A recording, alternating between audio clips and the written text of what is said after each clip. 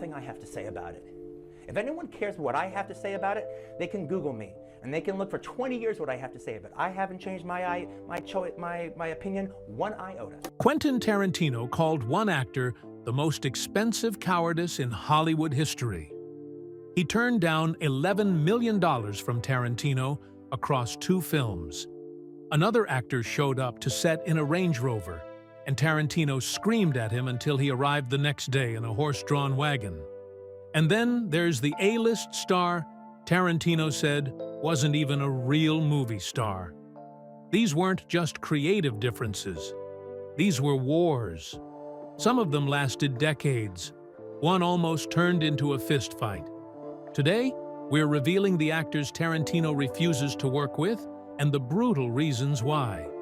Quentin Jerome Tarantino was born on March 27, 1963, in Knoxville, Tennessee. His mother, Connie, was just 16 when she had him, and his father, Tony Tarantino, vanished before Quentin was even born. Tony had dreams of becoming an actor but never really made it, and that absence left a deep mark on Quentin's life. He was named after a character in the TV show Gunsmoke, but he never saw his father, only heard about him doing some low-budget films with Al Pacino's father later on. After a short marriage and a breakup, Connie moved back and forth between Tennessee and Los Angeles, eventually settling in LA with Quentin in 1966. She later married a musician named Curtis Zastupel. Quentin says his family has Cherokee roots on his mother's side, though that's never been confirmed. But from the start, his life had gaps and tension, and that shows up again and again in the broken families and missing fathers in his films. He grew up in Torrance, California.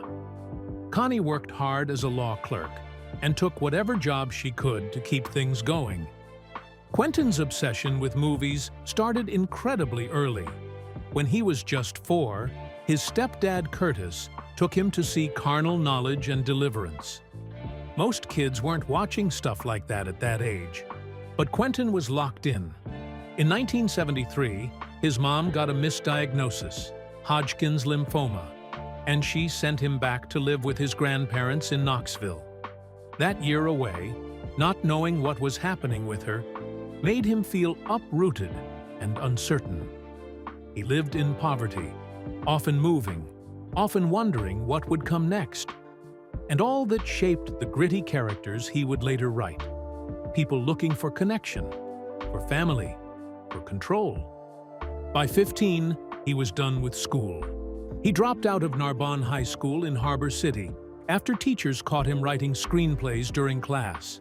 When the school called home, his mother mocked him, sarcastically calling it his little writing career. He never forgot that.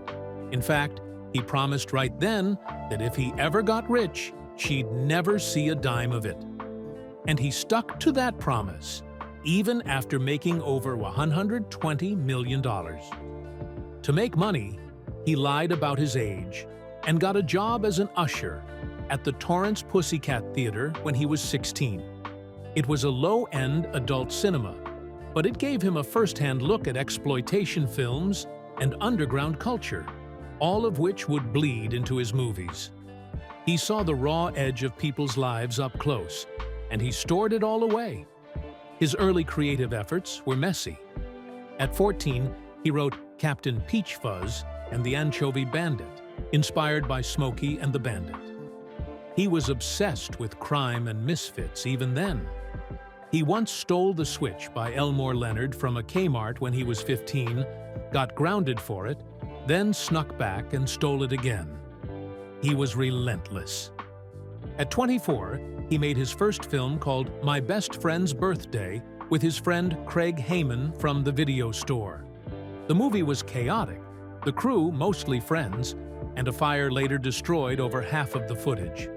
Only 36 minutes survived. The whole thing was amateur, filled with fake cocaine and real tension, but it showed exactly what kind of stories Quentin wanted to tell. Loud, fast, and full of raw emotion. He worked at a place called Video Archives in Manhattan Beach for 5 years, starting at age 22. He watched over 100 films a week, wrote ideas on napkins, and argued with customers about movies. He met Roger Avary there, who later co-wrote Pulp Fiction. Quentin didn't go to film school, he went to films. That's what he always said, and it shows. He became known for his insane memory, his deep references, and his unwillingness to work with actors who couldn't keep up. He even bought the entire VHS collection when the store shut down, while Avary grabbed the laser discs. Those tapes later became the heart of their podcast, the Video Archives Podcast, launched in 2022. In 1988, he got $650 for playing an Elvis impersonator in an episode of The Golden Girls. The two-part wedding episode got rerun a lot, and over the next few years, the residuals added up to $3,000. That money helped him survive while pitching Reservoir Dogs. He used it to pay rent and eat while most people still thought he was just another wannabe. But behind the scenes, trouble was always brewing. He sold his Natural-Born Killers script in 1991 for $10,000 to Jane Hampshire and Don Murphy. When Reservoir Dogs blew up, he wanted the script back, but they had already sold it to Warner Brothers and Oliver Stone. On October 22, 1997, he found Murphy at a restaurant and physically attacked him, slammed him into a wall, punched him, had to be pulled off by Harvey Weinstein. Murphy sued him for $5 million. Tarantino even bragged on a talk show about bitch-slapping him. The lawsuit got settled later, but it showed that Quentin wasn't someone to cross. During his video store years, he dated a wrestler and actress named Mimi Leseos. She was tough, 5'8", trained in martial arts, and starred in B-action movies. They fought constantly. She wanted a future. He wanted films. That relationship became the model for a lot of his complicated women characters. Strong, independent, angry, sometimes heartbreakingly alone. Mimi influenced the way he saw women, especially when they were caught between love and ambition. Then came Reservoir Dogs. He got $1.5 million from Live Entertainment to make it. It was a massive risk. The movie was shot mostly in a warehouse. Harvey Keitel helped by starring and convincing others to back it. The cast worked cheap. The timeline was tight. They had to shoot everything in 30 days, and if anything went wrong, the whole thing could fall apart. And something did. Lawrence Tierney, a 72-year-old actor cast as Joe Cabot, turned out to be a nightmare. He showed up drunk, hated the script, and even shoved Tarantino during a fight on set. Quentin exploded and fired him 5 days in. The crew clapped, but the damage was done. Tierney had already filmed half his scenes. Then, while fired, he got arrested for shooting a shotgun at his nephew. Tarantino had no choice. He recast the role and reshot everything, spending $400,000 of his tiny budget. That nearly bankrupted the film. Scenes were cut, corners were trimmed, and everything had to be re-edited to hide the mess. After that, Tarantino swore he'd never work with unstable Hollywood veterans again. When Reservoir Dogs premiered at Sundance in 1992, the torture scene with the ear cutting made some people walk out. Others stood and cheered. During the Q&A, Tarantino defended his choices, arguing with anyone who called it too violent. This wasn't the last time he'd get into a public fight over his work. But the controversy helped. Miramax bought the rights, and suddenly, Quentin Tarantino wasn't just a guy with a dream. He was a director with a style, a voice, and a reputation. Hollywood came calling. Someone offered him $1 million to direct a romantic comedy. He said no. He wanted control. He always did. That refusal to play by the rules would become his trademark. Will Smith later turned down Django Unchained because Quentin refused to tone down the violence or change the language. Other stars have walked away too. He doesn't bend. He doesn't apologize. He writes the stories he wants to write. And from the beginning, everything in his life, his missing father, his angry mother, the broken childhood, the obsession with films, the video store, the fights, the failures. All of it was already there, waiting to explode onto the screen. In the early 90s, Quentin Tarantino and Roger Avary spent hours sitting in coffee shops, writing what would become one of the most groundbreaking scripts in cinema history. Many of the scenes in Pulp Fiction came from material Avary had first written for True Romance, but Tarantino reworked it all into a non-linear structure that nobody had seen before. When the film premiered at Cannes in 1994, it didn't just get applause. It won the Palme d'Or, the top prize. Suddenly, these two guys who had been scribbling ideas over caffeine were now being praised all over the world. Bruce Willis was already a star thanks to Die Hard, making $10 million per film. But things weren't going well anymore. 6 of his recent films had flopped. So he took a huge risk. Instead of his usual fee, he accepted only $800,000 to be in Pulp Fiction. That was the same amount paid to Travolta, Jackson, and Uma Thurman. He bet on the film, and it paid off. After Pulp Fiction, his salary jumped back up to $20 to $25 million per movie. That one gamble rebooted his entire career. The movie went on to make $107.93 million at the US box office, something no indie film had ever done before. Studios were shocked. TriStar Pictures had actually passed on the script, calling it too demented. Miramax ended up backing the whole thing, and when the film hit theaters, it didn't just make money, it redefined cool. At the 1995 Oscars, it got 7 nominations and won Best Original Screenplay. A lot of young filmmakers who saw it dropped out of film school. They wanted to make their own movies, their own way. Tarantino's touch wasn't just in the script, it was in the camera work too. And feet, lots of feet.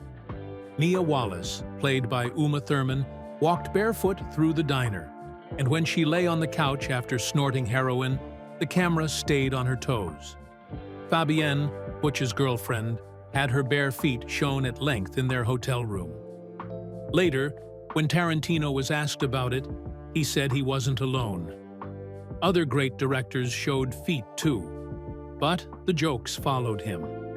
Brad Pitt even thanked Margot Robbie's feet and others during an award speech, joking that Tarantino had separated more women from their shoes than airport security. Tarantino's speeches weren't always charming. At the 2016 Golden Globes, when accepting an award on behalf of composer Ennio Morricone, he said he didn't just mean movie composers, he meant real composers, not that ghetto. The word made the room uncomfortable. Jamie Foxx, who came on stage next, couldn't hide his reaction. Critics tore into Tarantino on Twitter, pointing out not just his choice of words, but also how his films are packed with racial slurs. On top of that, he wrongly said Morricone had never won a US award before, when in fact, the composer had 2 Golden Globes and even an honorary Oscar. It became one of many moments where Tarantino's arrogance seemed to trip over facts. After Pulp Fiction, Tarantino's name was gold, but not everyone wanted in. Kevin Costner said no to Kill Bill and Django Unchained, choosing his own projects instead. The parts he turned down, like the main villain in Kill Bill, ended up going to David Carradine. Costner wasn't alone. A lot of big stars were wary of Tarantino's violent scripts or his controlling style. Still, Django earned over $426 million and 2 Oscars, so even the rejections couldn't stop his rise. But his next film, Jackie Brown, didn't land the same way. Based on the novel Rum Punch, the $12 million movie featured nearly 40 uses of the N-word. That set off a storm. Spike Lee called him out, asking why a white director was so obsessed with using that word and accusing him of trying to be an honorary black man. Tarantino clapped back, saying he had the right to write any character he wanted. But the argument didn't stop there. Lee claimed Tarantino thought black audiences found the word trendy, while Tarantino argued it reflected real speech in LA neighborhoods. Robert Forster, who played Max Cherry, had been promised the role years earlier by Tarantino. But during filming, racial tensions got so bad that crew members went to union reps to complain. Some even got fired for making inappropriate jokes. Meanwhile, Tarantino's own script was filled with racial slurs. The contradiction didn't go unnoticed. At the box office, Jackie Brown pulled in only $74.7 million worldwide, far below Pulp Fiction. It opened at $929 million, almost the same as Pulp Fiction's opening, but didn't get the same buzz. Tarantino blamed critics and industry bias. The drop was hard to ignore, a 63% fall in U.S. revenue, despite a bigger budget and a Christmas Day release. Behind the scenes, Tarantino's romance with actress Bridget Fonda also caused problems. He had offered her the part of Melanie during a flight, but once filming started, their relationship became strained. Fonda disliked his endless work hours and perfectionism. She wasn't the only one. Later films would have similar tension with actors like Jamie Foxx. Pam Grier delivered a powerful lead performance in Jackie Brown, but when the Oscars came around, she was ignored. Robert Forster got a nod for Best Supporting Actor, but Grier got nothing. Tarantino was furious. He believed the Academy snubbed her because of her past in blaxploitation films.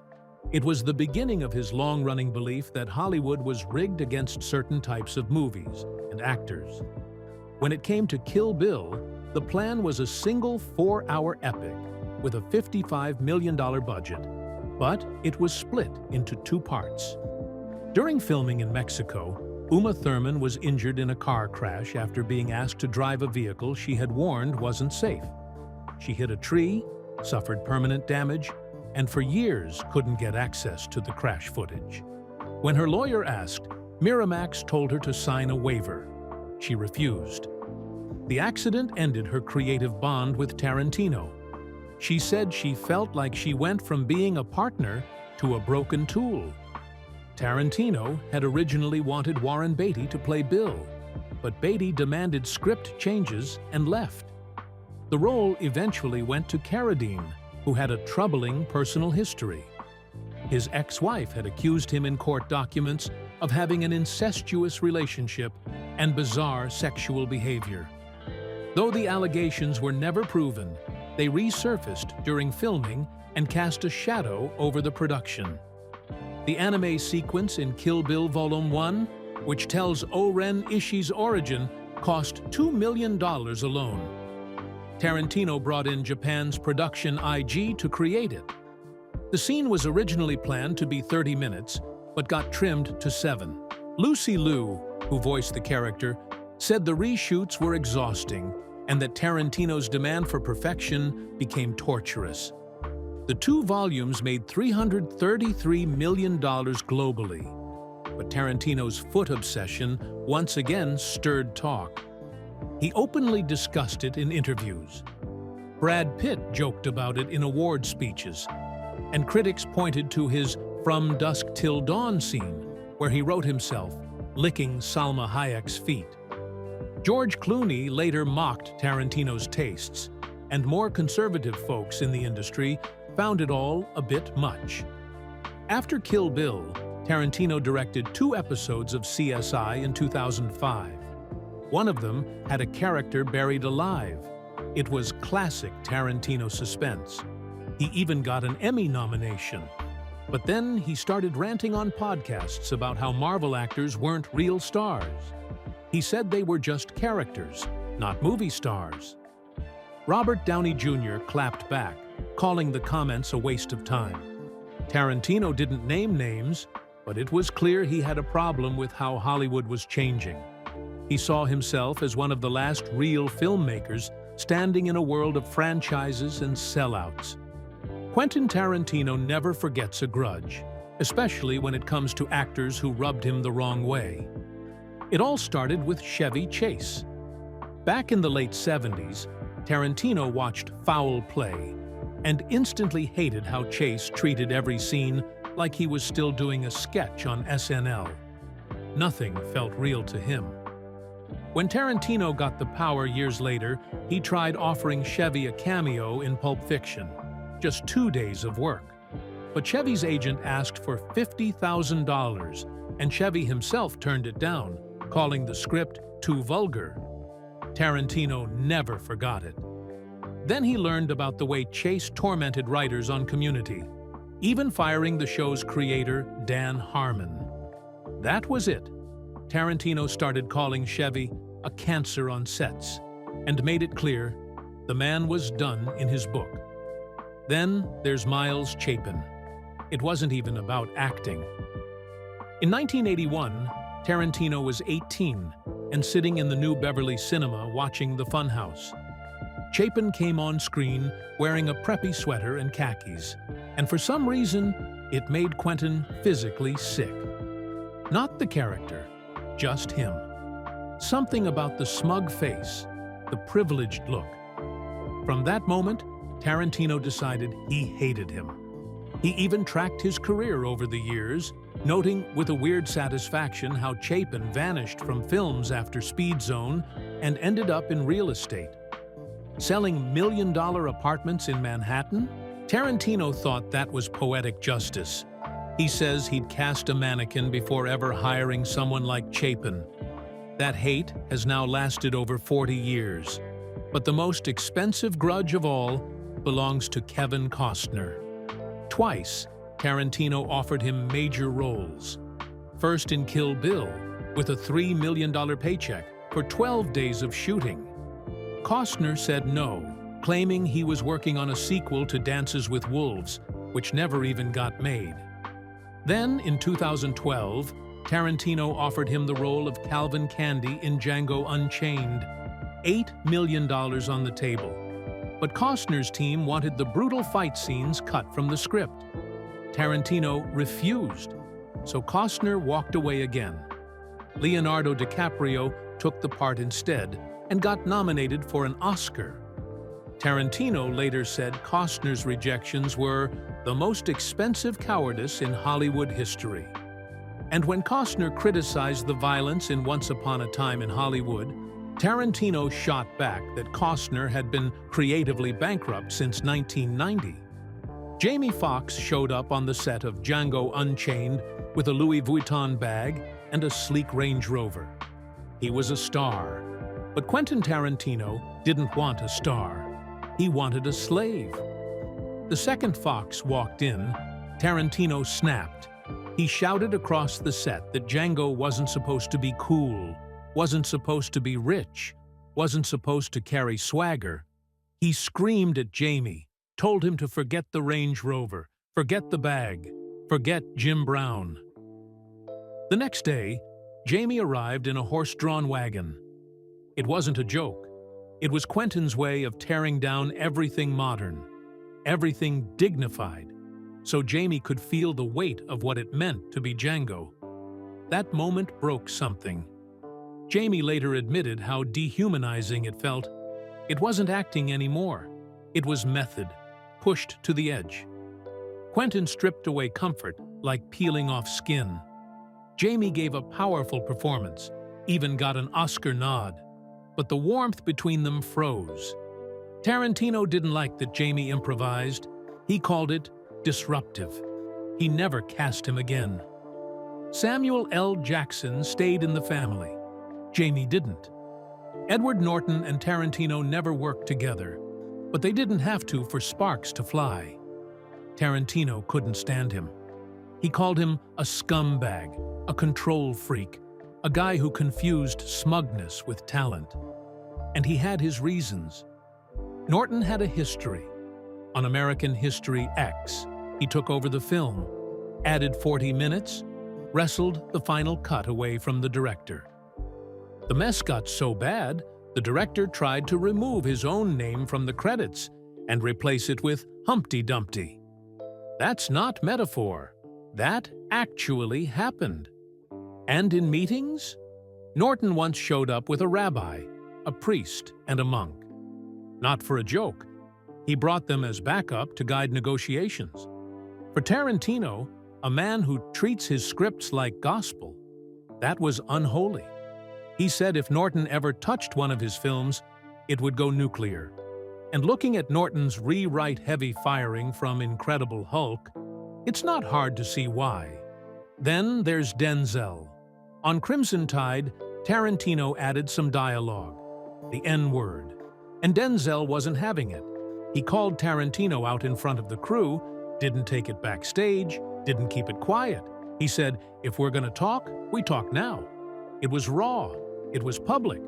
Tarantino never forgot it. For a decade, they didn't speak. No projects, no calls, Cold War.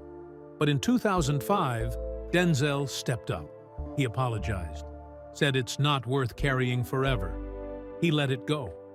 Tarantino did too, at least enough to say it was behind them.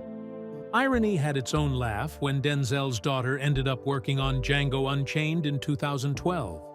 The same film that Jamie Foxx bled for. The same one that pushed boundaries on slavery, pain, race, and history.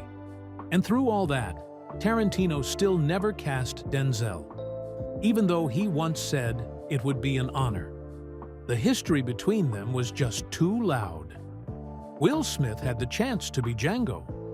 Not just any character, but the lead in one of Tarantino's boldest scripts. But in 2012, when the role was on the table, Smith didn't just pass, he tried to rewrite it. He wanted Django to be the one who takes down Calvin Candy.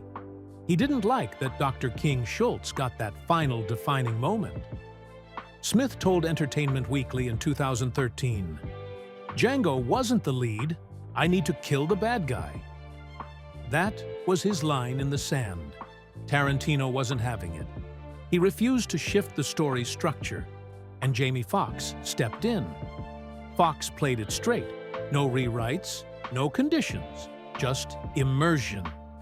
Tarantino later said Smith couldn't handle the slave immersion and hinted that Will's public excuse, protecting his kids from the film's intensity, was more ego than family concern.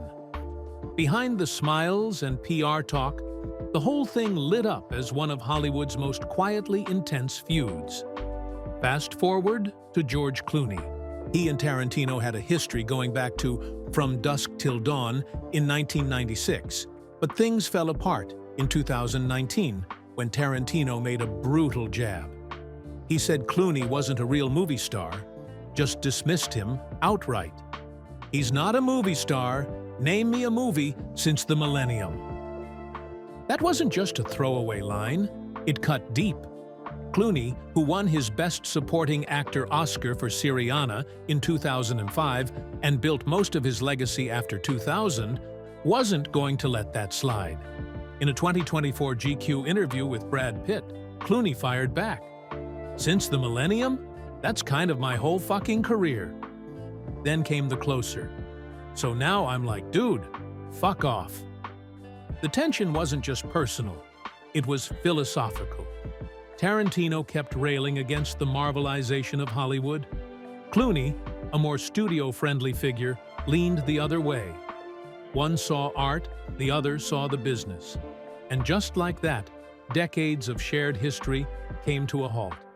In 1997, things got ugly fast. Spike Lee had just watched Jackie Brown and wasn't impressed, not because of the story, but because Quentin Tarantino had used the N-word 38 times. Lee didn't hold back.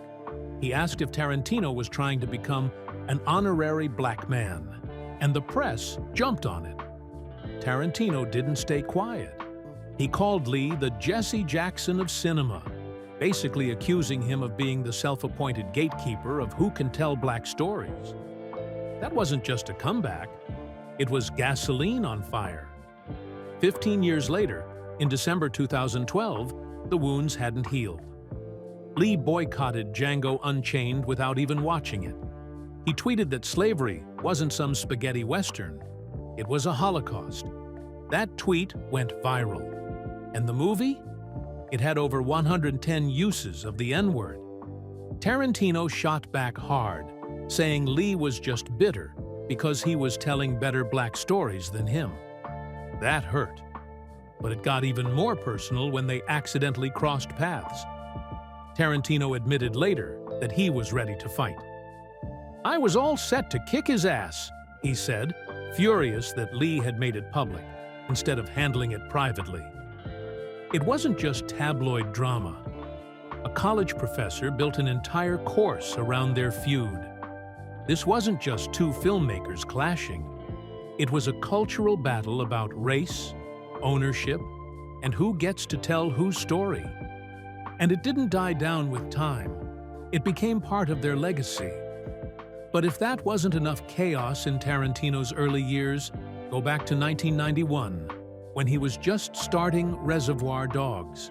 He cast Lawrence Tierney, a grizzled 72-year-old actor whose reputation was already legendary, for all the wrong reasons. In the very first week of shooting, Tierney went off the rails. He fought with everyone, including Tarantino himself. The breaking point came over breakfast. Tarantino fired him mid-meal, and the crew? They clapped. Everyone on set hated him. That weekend, Tierney got drunk, pulled out a .357 Magnum, and shot at his own nephew. He was arrested right after. On Monday morning, his agent bailed him out and somehow got him back on set to shoot one last scene. Tarantino thought his career was finished before it even started. But Harvey Keitel, the only calm in that storm, stepped in. He convinced the studio to keep going. That moment defined how Tarantino would direct from then on. He never tolerated chaos again. He called Tierney a lunatic, but in a strange way, that madness gave him a rule he'd follow forever: no more tolerance for trouble.